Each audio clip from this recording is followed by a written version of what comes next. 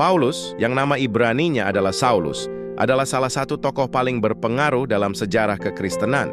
Meskipun ia bukan salah satu dari 12 rasul asli, ia dikenal sebagai rasul bagi bangsa-bangsa lain karena perannya yang sangat besar dalam menyebarkan Injil kepada orang-orang non-Yahudi, kehidupan awal dan pertobatan.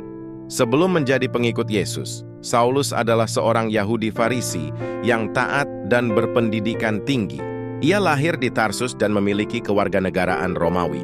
Saulus dikenal sebagai penganiaya gereja Kristen mula-mula yang sangat kejam. Ia bahkan menyaksikan dan menyetujui pembunuhan martir Kristen pertama, Stefanus. Namun, semua berubah ketika ia dalam perjalanan menuju Damaskus, untuk menangkap orang-orang Kristen. Tiba-tiba cahaya yang sangat terang menyilaukan matanya, dan ia mendengar suara Yesus yang bertanya, "Saulus, Saulus, mengapa engkau menganiaya aku?" Pengalaman ini mengubah hidupnya secara total. Ia menjadi buta selama 3 hari, sampai seorang murid bernama Ananias datang dan memulihkan penglihatannya. Setelah peristiwa itu, Saulus dibaptis dan mulai memberitakan Yesus dengan penuh semangat. Nama Saulus, nama Ibrani, kemudian lebih dikenal sebagai Paulus, nama Yunani.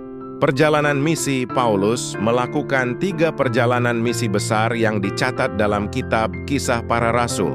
Dalam perjalanan-perjalanan ini ia menempuh ribuan kilometer, baik melalui darat maupun laut untuk mendirikan gereja-gereja baru dan mengajar orang tentang Yesus.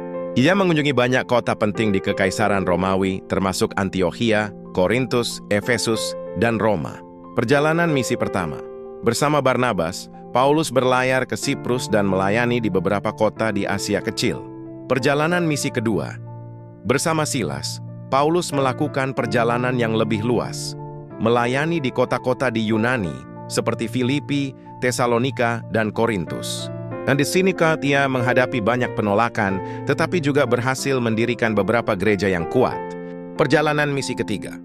Perjalanan ini berfokus pada penguatan gereja-gereja yang telah ia dirikan sebelumnya. Ia menghabiskan waktu yang lama di Efesus, di mana ia mengajar dan melakukan mukjizat.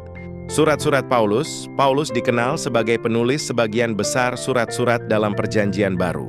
Surat-surat ini seperti Roma, 1 dan 2 Korintus, Galatia, Efesus, Filipi, dan Kolose ditulis untuk menguatkan, mengajar, dan menasihati jemaat-jemaat yang ia layani. Surat-surat ini berisi ajaran-ajaran teologis yang mendalam tentang Kristus, keselamatan, dan kehidupan Kristen. Penahanan dan kematian. Paulus menghadapi banyak penganiayaan, dipenjarakan, dipukuli, dan bahkan dirajam. Akhir hidupnya dihabiskan dalam tahanan di Roma. Meskipun di penjara, ia terus memberitakan Injil dan menulis surat-surat.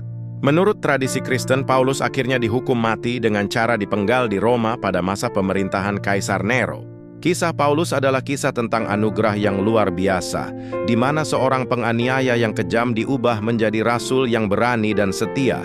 Ia memainkan peran penting dalam membentuk kekristenan seperti yang kita kenal sekarang, dan ajarannya masih relevan bagi jutaan orang di seluruh dunia. Tuhan Yesus memberkati.